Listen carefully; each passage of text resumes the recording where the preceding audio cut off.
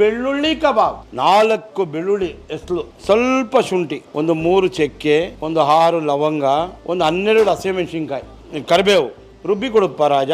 ನೋಡಿ, ಈಗ 3 ಸ್ಪೂನು ಜೋಳದ ಹಿಟ್ಟು, 1 ಸ್ಪೂನ್ ಮೈದಾ, 1 ಸ್ಪೂನ್ ಅಕ್ಕಿ ಹಿಟ್ಟು, 1 ಸ್ಪೂನ್ ಕಡಲೆ ಹಿಟ್ಟು, ಸ್ವಲ್ಪ ಅರಿಶಿನ, ರುಚಿಗೆ ತಕ್ಕಷ್ಟು ಉಪ್ಪು, ಕಸ್ತೂರಿ ಮೇಥಿ, ಆಯಿಲ್.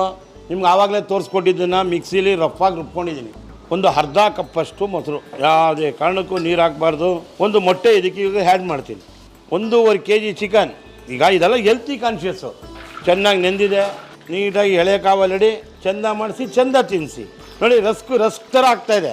ಒನ್ ಮೋರ್ ಅನ್ಬೇಕು ನೀವು. ಆ ಬೆಳ್ಳುಳ್ಳಿ ಸ್ಮೆಲ್ಲು, ಆಹಾ, ಒಂದು ಸಲ ಹಂಗೆ ಕರಿಬೇವು.